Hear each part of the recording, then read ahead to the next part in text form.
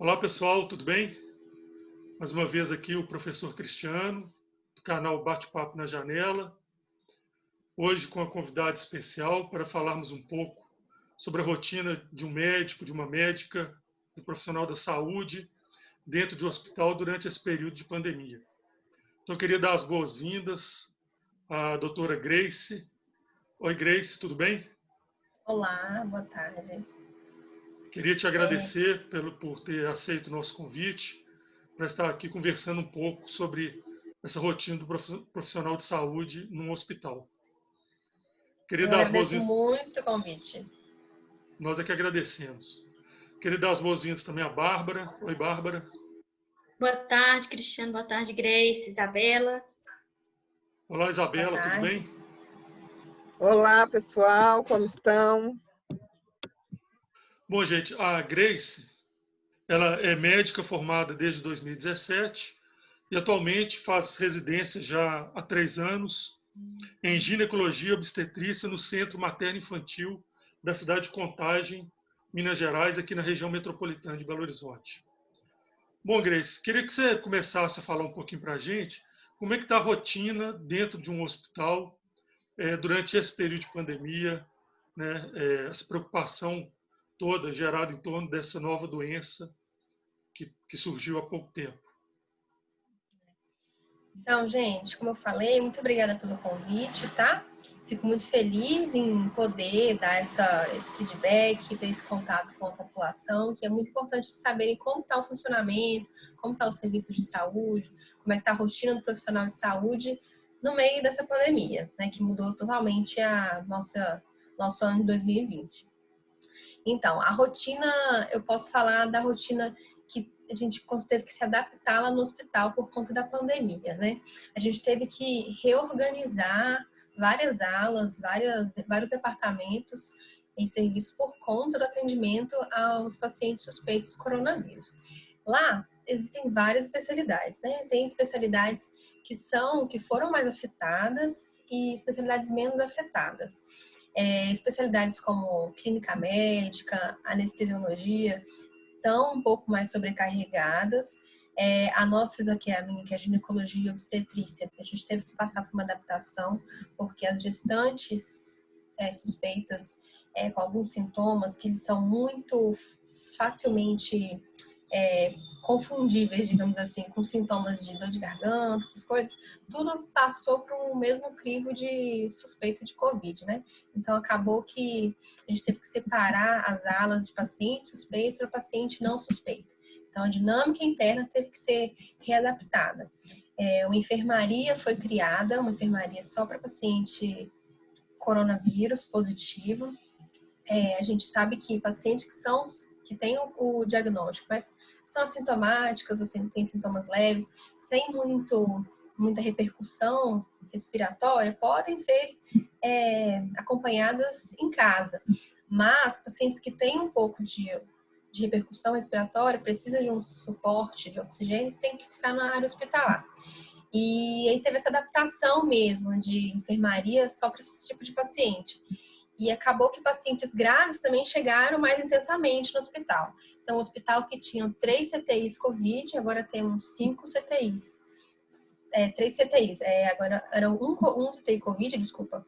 Agora são 3 CTIs Covid, né? De 5 CTIs, 3 Covid. Então, aumentou bastante a demanda, né? Então, tiveram meses mais intensos, meses mais leves. E digamos que o período mais crítico passou, digamos assim, sabe? Mas no início mesmo, em março, quando teve essa notícia de fechar tudo, pandemia, teve uma parada geral das especialidades que tinham procedimentos cirúrgicos, por exemplo, a minha, que tinha um procedimento ginecológico agendado, por exemplo, uma retirada de útero, enfim, por alguns outros motivos, tiveram que ser todos suspensos. Então, assim, teve essa adequação mesmo da nossa demanda cirúrgica. O pessoal da cirurgia também teve que adaptar essa questão aí das cirurgias para a gente deixar os blocos obstétrico e bloco cirúrgico disponíveis para o paciente grave, paciente que necessite de algum tipo de suporte mais avançado, mais intensivo. Então, assim, a nossa rotina ela teve que ser toda adaptada pensando em ter que dar um suporte muito maior para esses pacientes graves. A gente se preparou muito mais para uma intensidade de pacientes que iam chegar muito além do que realmente chegou, graças a Deus, né? Felizmente, a gente conseguiu lá no serviço ter esse preparo, essa prévia. Então, a gente estava sempre esperando piorar. Feliz ou infelizmente, né? Isso a gente não teve que passar por isso. Mas todas as especialidades, nós residentes estávamos preparados para ajudar na clínica médica, que eram os pacientes que chegavam mais por lá, né? Os suspeitos. Então, a nossa escala estava assim, a linha da ginecologia e obstetrícia, por exemplo, pré-natal / clínica médica. Se piorar o quadro, a gente teria que ir para a clínica médica ajudar mesmo, sabe? No pronto atendimento. Então, a gente teve que passar por essa reorganização.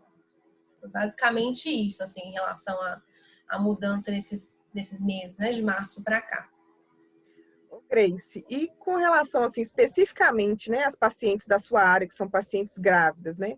Como é que tem sido, assim, os casos que têm chegado lá para vocês, né, de grávidas contaminadas ou com essa suspeita, igual você comentou, né? Como que elas têm sido tratadas ou conduzidas, né?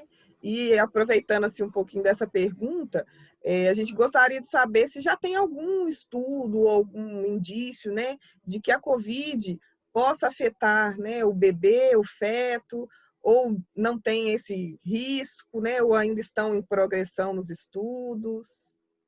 Certo.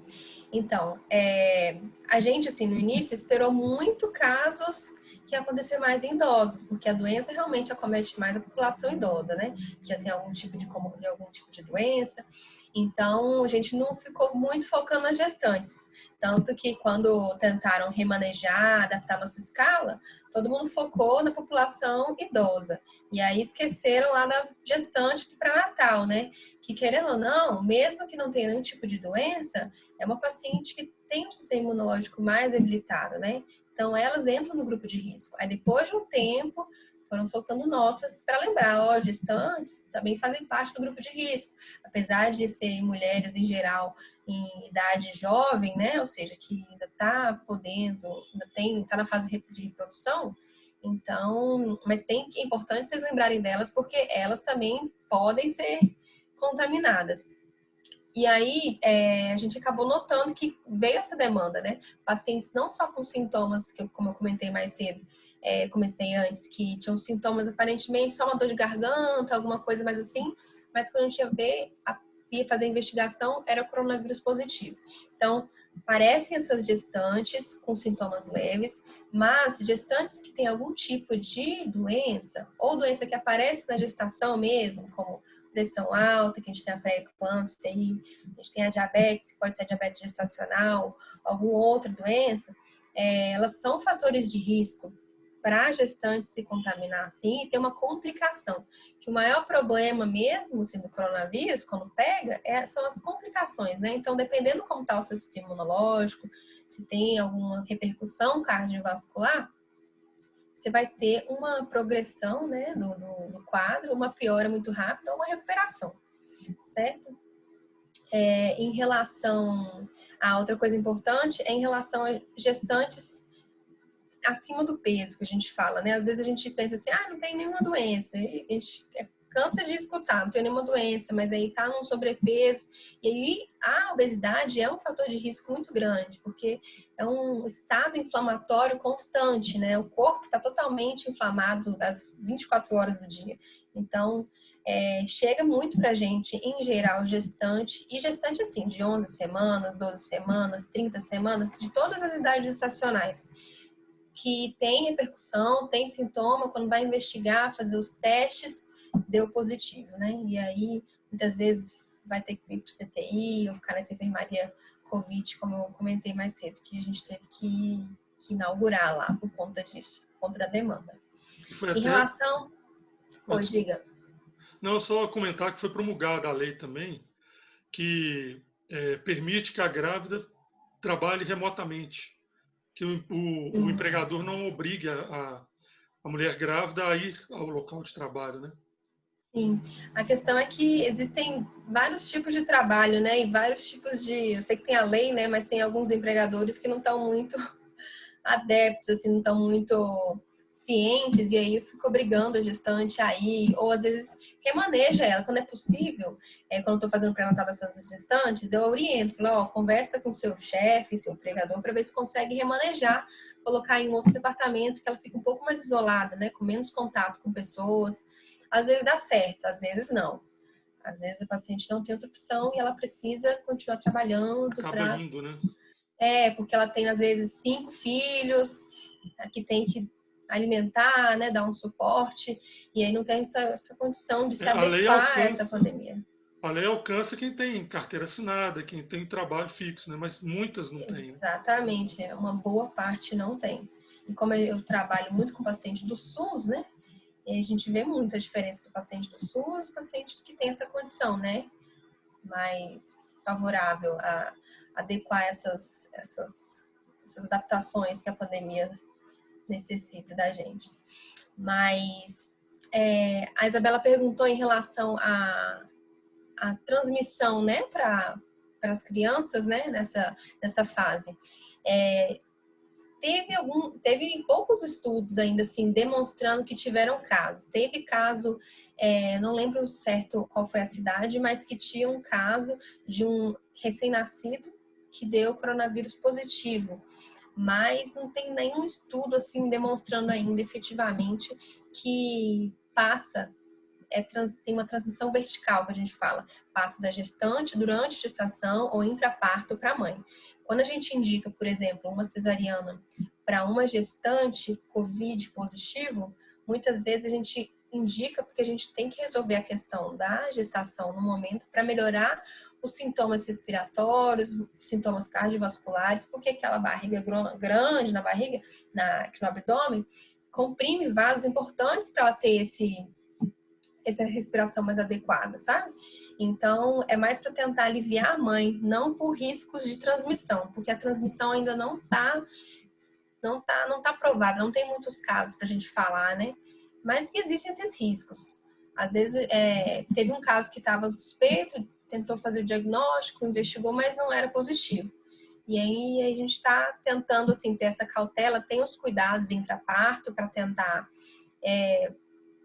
não transmitir tantos, caso seja provado mais para frente que é transmissível, né? Mas mãe positivo, por exemplo, pode amamentar e deve amamentar, ter os cuidados todos de higiene, tá, de máscara, para tentar diminuir um pouco essa chance de transmissão e repercussões futuras que a gente ainda não sabe, ainda é muito recente, né? Em 6 meses, assim, é pouco tempo ainda para a gente ter vários estudos que possam comprovar mesmo, né, essa transmissão, mas a gente está em busca, né? Acho que vão ter estudos mais para frente podendo demonstrar se transmite ou não para o feto ou para a criança. Ô Grace, e uma coisa, sabe, nesse período de pandemia que eu fiquei me preocupada, é que os médicos sempre falam muito sobre os perigos da automedicação, né? E a gente viu aí nos noticiários vários remédios que estavam sendo usados para o tratamento da Covid ou que estavam sendo testados desaparecerem das farmácias, né? As pessoas comprando medicamentos para guardar em casa. E aí eu queria que você falasse para a gente sobre o perigo da automedicação, né? Numa doença como essa, na Covid, e em geral, né? Qual que é o perigo de se automedicar? Então, eu sempre falo assim para as pessoas que a diferença de um remédio que a gente toma, que a gente compra na farmácia para uma droga, é a dose, né? Então, é um limiar muito, muito próximo. Então, se você não souber bem a dose, quanto tempo você pode usar, pode ser um remédio fatal, tóxico mesmo para a pessoa, né?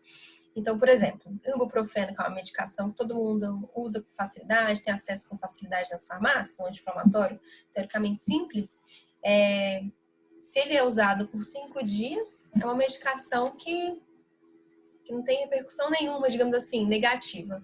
Mas se você usa de uma forma prolongada, por 2 meses, por exemplo, já pode ter uma repercussão bem ruim. Pode gerar uma úlcera no estômago e ter uma repercussão que é totalmente evitável, sabe? Então, eu sempre comento isso, que a dose é muito importante. E saber qual medicação para qual função, né? A gente, que nem você falou agora, que nessa pandemia teve essa repercussão aí de de faltar medicamentos, e eram medicamentos que eram importantes para outra população que já usava essas medicações, né? Isso. E com efeitos colaterais graves, né? E com efeitos colaterais graves. Então, assim, teve a história da hidroxicloroquina, que é uma medicação importante para paciente reumatológico, lúpus, enfim, usa essa medicação já continuamente, assim, com frequência, e aí chegou um momento que eles não tinham essa medicação para comprar, né? Então, tem que pensar muito nesses fatores. Além do que é uma medicação que tem seus efeitos colaterais, como você comentou, então tem que dosar mesmo. Mas é uma situação complexa porque os próprios médicos que estão receitando, às vezes a gente não sabe muito bem a repercussão, mas em meio à pandemia, às vezes não espera muito a evidência sair e vai prescrevendo, sabe? Intra-hospitalarmente falando mesmo, assim. Sim, claro, mesmo porque o médico tem todo o conhecimento de pensar para... Teve uma entrevista dessas que a gente comentou, eu até, que a gente estava falando sobre a pandemia, eu até comentei. O médico sabe, analisando o que o paciente tem ou não tem, qual que é a dose específica para aquela pessoa, né? Exatamente. Então não adianta você ler a bula, né? Que tem gente que fala assim, eu leio a bula. Quem sabe é o médico, né? Não adianta. E cada situação é um caso, né? Então, às vezes, para você, quando você lê a bula, você, essa eu posso, mas no seu caso específico, não, porque você se autodiagnosticou, né? Sim. Então, é importante sempre ter uma orientação médica para saber, de fato, se tem essa indicação ou não. E mesmo quando o médico está ali fazendo esse uso, ele está vendo de perto, né? Às vezes, os efeitos, você pede para retornar na consulta para ver como é que você está, né? E vai fazendo esse acompanhamento e adequando de acordo com o seu caso específico. Então, tem que ter muito cuidado com essa questão da automedicação, porque ela pode ter um benefício, que é o que a pessoa quer inicialmente, mas ela pode trazer a longo prazo mesmo um malefício, né? Sim. Ô Grace, você falou que você trabalha no SUS, né? E a gente queria saber, assim, né, se o governo e as instituições hospitalares, elas estão tendo, né? Elas estão conseguindo garantir a segurança dos profissionais de saúde, né? Os médicos, os enfermeiros, os técnicos, todos os profissionais que estão dentro, né? Dos hospitais, das clínicas, principalmente as públicas, né? Que diz respeito ao governo, especificamente. Vocês estão conseguindo ter todo esse cuidado e toda essa segurança, essa garantia de que, né? Vocês vão tratar as pessoas e acabar não se contaminando, não diretamente, porque isso a gente sabe que pode acontecer ou não, né? Mas se vocês vão ter essa garantia de segurança, assim, com, né, o EPI necessário, os cuidados, a organização. Certo. Então, eu falo também que o Brasil é muito grande, né, para a gente conseguir generalizar toda assistência ao serviço de saúde adequado. A gente vê que em uma cidade, em um estado, a assistência ela é ótima, em outro estado você já vê que é muito complicado. Então, em relação à pandemia, em relação aos EPIs, né, os equipamentos de proteção individual, que a gente necessita para fazer esse cuidado, esse suporte à população suspeita ou já Covid positivo, no início foi ficou tudo muito alarmado, né? O pessoal não sabia se ia conseguir, faltava às vezes, faltou por um dia, mas no segundo já teve. Então, assim, eu posso falar pelo hospital em que eu trabalho, no início a gente conseguiu sim ter esse suporte, foi um pouco difícil mesmo, né? Complexo em relação aos EPIs, mas a gente conseguiu adaptar de uma forma que nunca faltasse. Às vezes é de um material diferente, mas é um material que dá essa proteção para a gente. Tá? Então, em relação ao EPI, lá no município de Contagem, no hospital, tanto no Centro Materno-Infantil quanto no hospital municipal, que é acoplado, né, os dois juntos, tem essa questão do EPI, sim, suficiente. Mas tem uma questão importante que tem faltado em relação a medicamentos que a gente usa, por exemplo, para intubação, que o pessoal da anestesia já usa mais para intubação de paciente grave. Essas medicações faltaram, não só no município de Contagem, mas no município aqui em Belo Horizonte também, hospitais grandes, conceituados, que está faltando medicação básica para esse tipo de procedimento. Então, a gente fica até um pouco complicado, fica um pouco preocupado, porque como é que a gente pode pensar em voltar à nossa rotina, aos nossos procedimentos habituais, agendados, se medicações básicas para esse tipo de procedimento estão faltando ainda, né? E aí você tira de um paciente grave, usa no paciente, às vezes, sem gravidade nenhuma, não sem nenhum tipo de urgência, interna o paciente no hospital, que o hospital ainda, por mais que a gente tenha todos esses cuidados, é um ambiente facilmente infecção, né? Você pegar de transmissão. Então, é um pouco complexo, assim, sabe? Mas, em geral, a EPI a gente tá conseguindo bem. Em relação a medicações, às vezes falta bastante.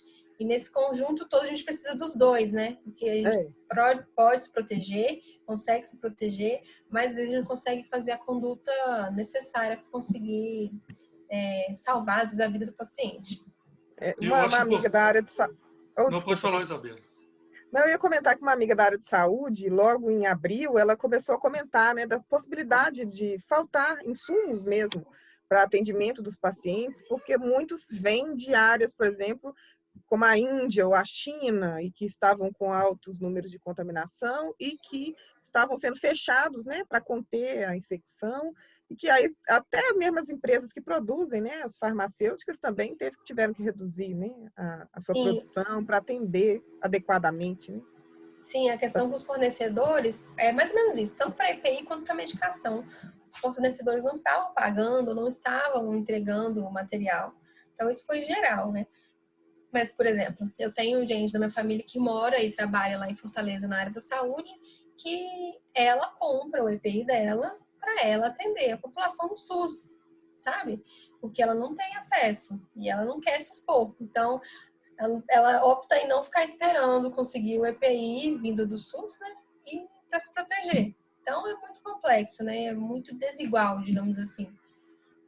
Eu só ia comentar que, diante desse quadro que a gente vive, né? A gente consegue hoje, é importante que você esteja aqui, você que é uma trabalhadora que atende o SUS, né, porque tem países desenvolvidos que não têm um sistema de saúde como o nosso, que as pessoas provavelmente vão ter que se endividar para poder conseguir uma assistência médica. E um Brasil, um país tão desigual como o nosso, você ter um SUS no momento desse é essencial, né, para alcançar essa população. Nós falamos das grávidas que têm carteira de trabalho, mas daquelas grávidas que não têm carteira de trabalho, estão desempregadas, ou trabalham informalmente e que não têm dinheiro para pagar um plano de saúde e precisam do SUS. Eu penso que seria muito pior a situação se não fosse o Sistema Único de Saúde que a gente tem em vigor no país. Só um comentário. Com certeza, eu sou super defensora do SUS e eu fico muito feliz quando a gente está atendendo lá no hospital e pacientes saem assim, nossa, eu estou muito surpresa com a assistência que o SUS oferece. Eu nunca imaginava que eu ia poder ter acesso a tudo isso de graça, assim, né, gratuitamente, sem ter que pagar um plano de saúde para ter todo esse atendimento. Então, assim, o SUS funciona assim, a gente tem que defender ele até o fim, que eu acho que é um presente que a gente tem, assim, como Brasil mesmo, comparando com outros países que não têm, isso é um ganho muito grande para a população. Então, a gente tem que lutar para ele continuar sempre dando assistência para a população. Que ela é a maioria, né? Querendo ou não, não é todo mundo que pode pagar um plano de saúde. Os planos são caros. Então, o que a gente puder fazer para dar essa assistência para a população do SUS, a gente faz. E a crise econômica gerada pela pandemia fez com que milhares de pessoas largassem o plano de saúde, né? Não tivessem como pagar, né? Então, se aumentou ainda mais o contingente de pessoas necessitadas de atendimento pelo SUS. Com certeza, a gente viu, eu vi isso nos últimos 5 anos, assim, um tempo já, até um tempinho, né, que eu vi essa migração de pacientes que tinham plano de saúde e aí você vê pela carinha da paciente, né, assim, às vezes, que já tinham plano de saúde, mas ela falou, não tenho mais condição de pagar e tive que migrar aqui para o SUS. Ela fica sem jeito até. Aí a gente fala, não, pode ficar à vontade, você vai ser super bem atendida. E ela fica surpresa em ser super atendida. A gente tem esse preconceito, né, que às vezes ser atendido pelo SUS vai ser um atendimento, assim, de não qualidade. O bom é o atendimento do particular, do convênio, mas os profissionais são os mesmos, assim, né? Então, a assistência pode ser boa tanto num quanto na outra. Eu sou vizinha aqui do hospital onde você trabalha, né? Eu trabalho em Belo Horizonte, mas moro aqui em Contagem. Então, eu moro 3 quadras do hospital. Eu nunca fui atendida lá no hospital, mas eu conheço várias pessoas que já foram, né? E todas têm boas referências, falam que foram bem atendidas. Tenho vizinhas que tiveram filhos aqui no hospital, então, né, acho que dificilmente, assim, a gente vê um problema ou outro, mas que ocorre também no hospital particular, né? No hospital que o plano de saúde está pagando, e às vezes acontece até mais coisas graves que são abafadas do que o hospital público, ou o posto de saúde, né? As questões que são públicas mesmo. Com certeza. É verdade. Nesse momento, eu pensei também aqui na vacina, né? Quando a gente pensa em vacina, a gente tem que lembrar das campanhas do SUS de vacinação, e essa vacina, se chegar, né, muita população vai ter acesso a ela, muitas pessoas da nossa população vão ter acesso a ela por causa do SUS, né? Com certeza. A vacina a gente está aqui esperando ansiosamente para ela vir, né? Mas eu acho que vai vir assim mais para o ano que vem, sendo bem sincero, sabe? Não, Uma eu também vacina acho. que todo mundo possa ter Possa, né, acesso. receber. Eu acho assim, o profissional de saúde vai ter acesso primeiro e tudo, mas para toda a população vai ser mais para o ano que vem. Mas Sim.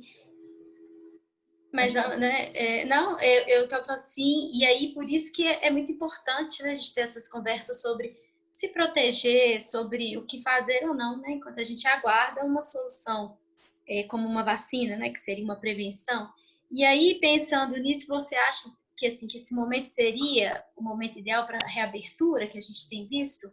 Muitas cidades já abrindo restaurantes, comércio, né, com uma intensidade maior? O pessoal da saúde está preocupado com isso, de vocês voltarem a ter aqueles problemas que você falou no início? Falta de medicamento, preocupação com falta de leito, né? Essas coisas. Uhum. Sim, a gente está um pouco preocupado com isso, porque a gente teve uma melhora, como eu até comentei, né? Os CTIs não estão todos ocupados, teve uma melhora nesse sentido, a enfermaria também, a demanda de gestante mesmo com casos, ela diminuiu, então você vê, isso é bem visível. Mas isso foi porque também a população tentou fazer o isolamento, né? E agora a população está cansando de ficar isolada, de não encontrar o familiar, não encontrar os amigos. E também tem esse desejo de reabertura mesmo. A questão econômica está contando muito, né? Sim. Tem pressão em cima, tipo, vamos abrir o hospital, ou vamos abrir os restaurantes, vamos abrir os bares, para ver se volta, né? Dar essa energia econômica, assim, às cidades. Mas é um momento ainda muito delicado. Eu acho que é válido os testes, testar, abrir e vendo como é que tá, e qualquer coisa recua. Recua mais alguns dias, ainda não está em tempo de abrir tudo, não. Mas tem cidades, sim, que já reabriram tudo, que as pessoas já estão indo de máscara. Quando chega lá no local, tira a máscara, no caso de restaurante, né, que chega para beber, comer. E a gente tem que observar mesmo. Infelizmente, eu acho que como essa vacina vai vir mais para ano que vem, as pessoas estão tentando fazer esses testes para ver se consegue manter economicamente a cidade funcionando, né, ativa. E aí a gente vai ver mais para frente como é que vai ficar. Essa é uma pergunta aí que todo mundo quer saber a resposta. Como vamos ficar com essas reaberturas? Então, você acha que a gente tem que pôr na cabeça que a volta não é a volta do antes, né? É uma volta com muita calma, mantendo aí muitas medidas de prevenção, como você falou, a máscara, o álcool, o distanciamento entre uma pessoa e outra, né? Tá todo mundo ansioso para voltar, mas tem que ser uma volta gradual, porque a parada foi brusca, né? Paramos de uma vez. Foi de uma vez. Aí tava todo mundo esperando aquela volta, mas não vai ter, né? Vai ser uma volta. Vai ser lenta e gradual, né? Para ter mais cautela. Então, volta alguns dias, recua alguns que precisam, reabre novamente e vai testando e vai vendo, né? A gente optou por essa medida, assim, de tentar se isolar para achatar a curva, né? Que o pessoal falou isso bastante nesses últimos meses. Não ter esse pico. Em algumas cidades tiveram um pico, por exemplo. Lá no estado do Ceará, no Amazonas, teve mais um pico, né? E depois foi caindo bastante. Então, lá já estão em outra fase, né? Tentando já reabrir tudo e voltar à vida local normal, até pensando já em voltar às escolas, às faculdades. Então, assim, eu acho que cada cidade, cada estado está em níveis diferentes, né? Como o Brasil, como eu falei, é muito grande, é difícil a gente generalizar. Mas que ainda tem que ir com cautela e manter o uso das máscaras, lavar bastante a mão, o álcool é importante, mas se possível lavar bastante a mão, que é isso que evita mesmo essa transmissão. Independente da decisão do poder público, cada um fazer sua parte, né? Que aí eu Com evito de certeza, pegar e evito de transmitir também, né? com certeza. Ô Grace, queria te agradecer muito por essa conversa.